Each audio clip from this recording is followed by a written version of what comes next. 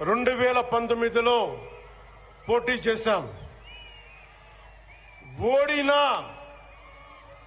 ఓడినా అడుగు ముందుకే వేశాం. మనం నిలబడ్డాం, పార్టీని నిలబెట్టాం. మనం నిలదొక్కుకున్నాం. మనం నిలదొక్కుకోవటమే కాకుండా 4 దశాబ్దాల టీడీపీ పార్టీని కూడా నిలబెట్టాం.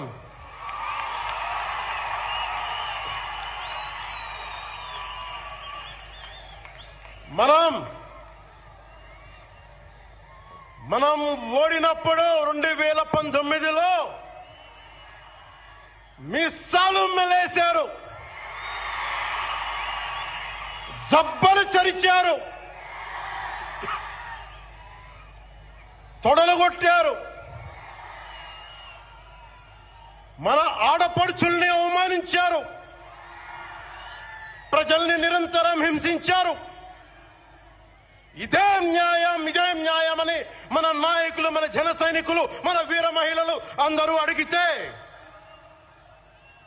గొంతెత్తితే వారిపైన కేసులు పెట్టారు, జైళ్లలో పెట్టారు, నిర్బంధంలో తోశారు. 4 దశాబ్దాల సుదీర్ఘ రాజకీయ అనుభవం ఉన్న నాయకుణ్ణి అక్రమ కేసుల్లో బంధించారు.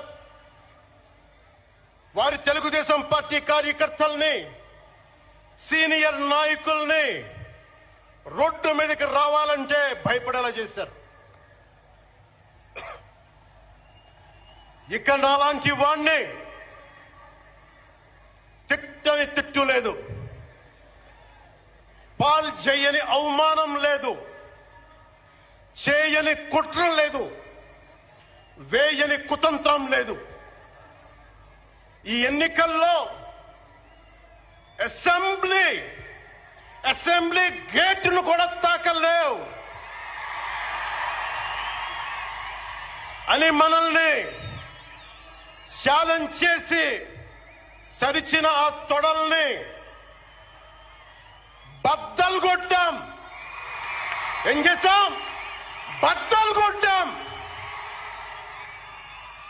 బద్దలు కొట్టి ఆంధ్రప్రదేశ్ అసెంబ్లీలో 21 మంది ఎమ్మెల్యేలతోటి, పార్లమెంటులో 2 ఎంపీలతోటి అడుగు పెట్టాం. దేశమంతా